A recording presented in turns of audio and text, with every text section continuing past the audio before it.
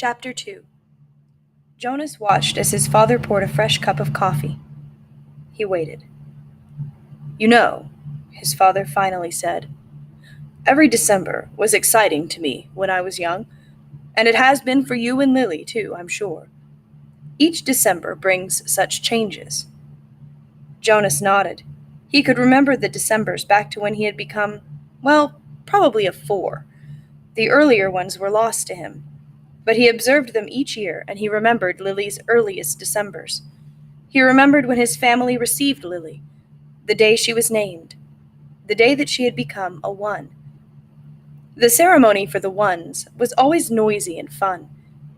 Each December, all the new children born in the previous year turned 1. One at a time, there were always 50 in each year's group if none had been released.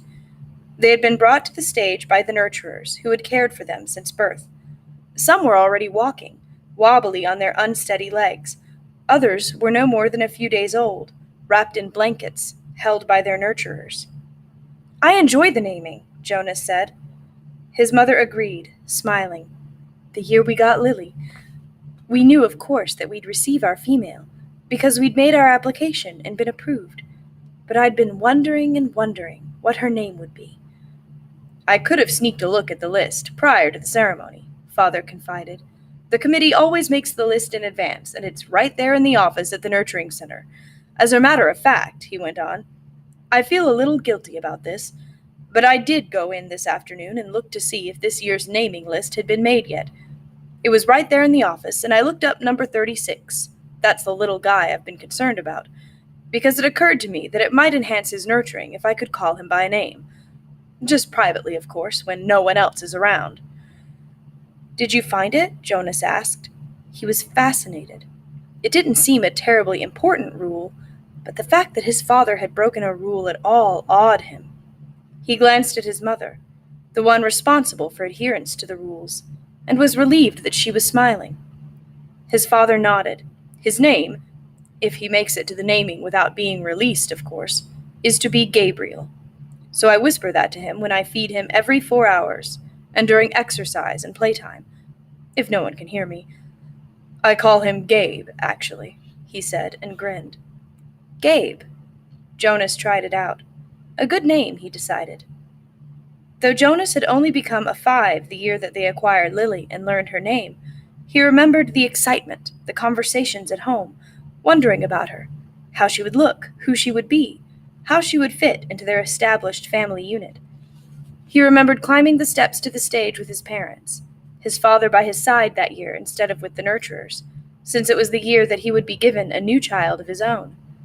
He remembered his mother taking the new child, his sister, into her arms, while the document was read to the assembled family units. "New child 23, the namer had read, Lily." He remembered his father's look of delight, and that his father had whispered, "She's one of my favorites. I was hoping for her to be the one." The crowd had clapped, and Jonas had grinned. He liked his sister's name. Lily, barely awake, had waved her small fist. Then they had stepped down to make room for the next family unit. "When I was an 11, his father said now, as you are, Jonas, I was very impatient waiting for the ceremony of 12. It's a long 2 days. I remember that I enjoyed the 1s, as I always do, but that I didn't pay much attention to the other ceremonies except for my sister's. She became a 9 that year and got her bicycle. I'd been teaching her to ride mine, even though technically I wasn't supposed to." Jonas laughed. It was one of the few rules that was not taken very seriously and was almost always broken. The children all received their bicycles at 9. They were not allowed to ride bicycles before then, but almost always the older brothers and sisters had secretly taught the younger ones. Jonas had been thinking already about teaching Lily. There was talk about changing the rule and giving the bicycles at an earlier age. A committee was studying the idea. When something went to a committee for study, the people always joked about it.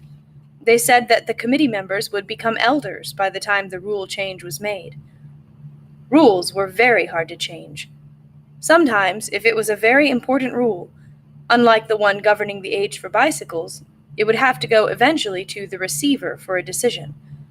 The receiver was the most important elder. Jonas had never even seen him, that he knew of. Someone in a position of such importance lived and worked alone. But the committee would never bother the receiver with a question about bicycles. They would simply fret and argue about it themselves for years, until the citizens forgot that it had ever gone to them for study. His father continued, "So I watched and cheered when my sister Katya became a 9 and removed her hair ribbons and got her bicycle," father went on. "Then I didn't pay much attention to the 10s and 11s. And finally, at the end of the second day, which seemed to go on forever, it was my turn. It was the ceremony of 12. Jonas shivered. He pictured his father, who must have been a shy and quiet boy, for he was a shy and quiet man, seated with his group, waiting to be called to the stage. The ceremony of 12 was the last of the ceremonies, the most important. I remember how proud my parents looked, and my sister too, even though she wanted to be out riding the bicycle publicly. She stopped fidgeting and was very still and attentive when my turn came. But to be honest, Jonas, his father said, for me there was not the element of suspense that there is with your ceremony, because I was already fairly certain of what my assignment was to be. Jonas was surprised. There was no way really to know in advance. It was a secret selection made by the leaders of the community, the committee of elders, who took the responsibility so seriously that there was never even any jokes made about assignments.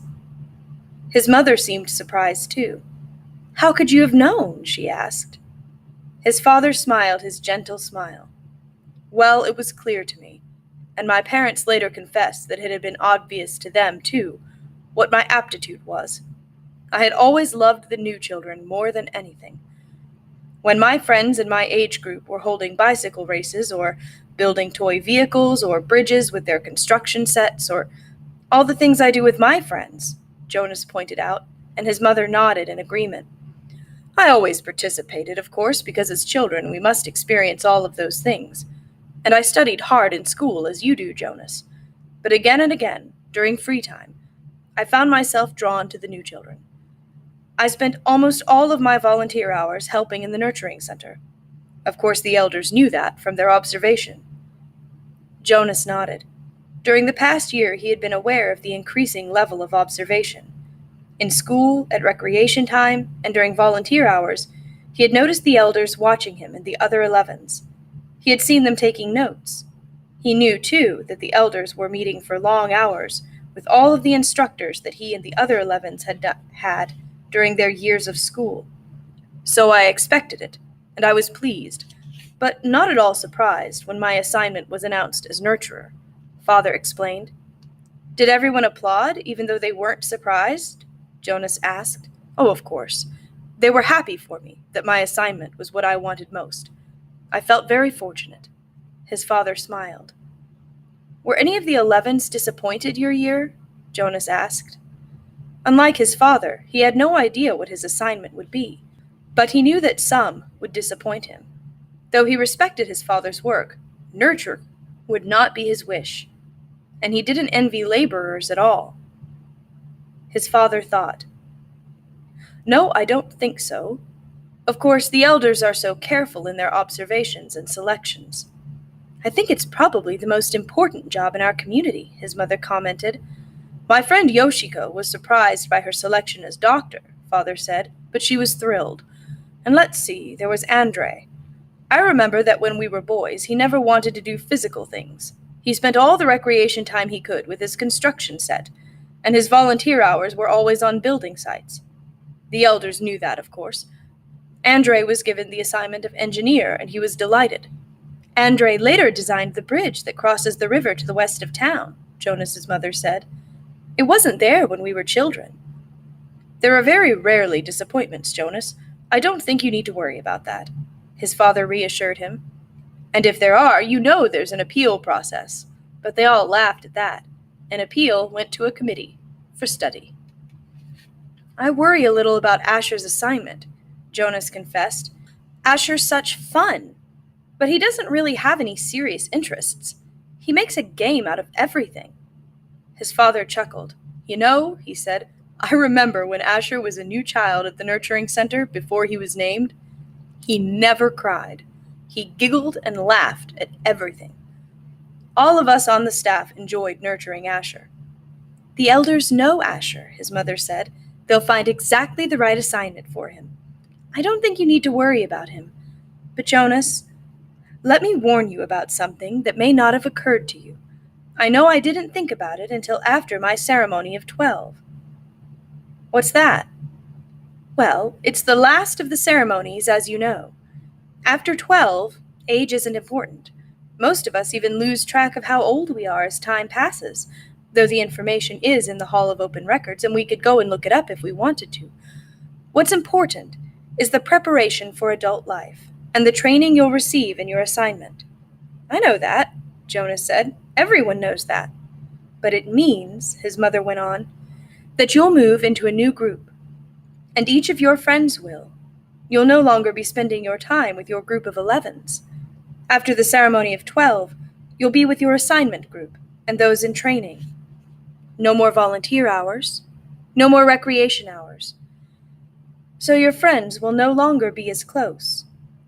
Jonas shook his head. Asher and I will always be friends, he said firmly, and there will still be school. That's true, his father agreed. But what your mother said is true as well. There will be changes. Good changes, though, his mother pointed out. After my ceremony of 12, I missed my childhood recreation. But when I entered my training for law and justice, I found myself with people who shared my interests. I made friends on a new level, friends of all ages. Did you still play at all after 12? Jonas asked. Occasionally, his mother replied, but it didn't seem as important to me. I did, his father said, laughing. I still do. Every day at the nurturing center, I play bounce on the knee and peekaboo and hug the teddy. He reached over and stroked Jonas's neatly trimmed hair. Fun doesn't end when you become 12. Lily appeared, wearing her nightclothes in the doorway. She gave an impatient sigh. This is certainly a very long private conversation, she said, and there are certain people waiting for their comfort object. Lily, her mother said fondly, you're very close to being an 8, and when you're an 8, your comfort object will be taken away. It will be recycled to the younger children. You should be starting to go off to sleep without it. But her father had already gone to the shelf and taken down the stuffed elephant which was kept there. Many of the comfort objects, like Lily's, were soft, stuffed imaginary creatures. Jonas's had been called a bear. Here you are, Lily Billy, he said. I'll come help you remove your hair ribbons. Jonas and his mother rolled their eyes, yet they watched affectionately as Lily and her father headed to her sleeping room, with the stuffed elephant that had been given to her as her comfort object when she was born. His mother moved to her big desk and opened her briefcase. Her work never seemed to end, even when she was at home in the evening. Jonas went to his own desk and began to sort through his school papers for the evening's assignment. But his mind was still on December and the coming ceremony. Though he had been reassured by the talk with his parents, he hadn't the slightest idea what assignment the elders would be selecting for his future, or how he might feel about it when the day came.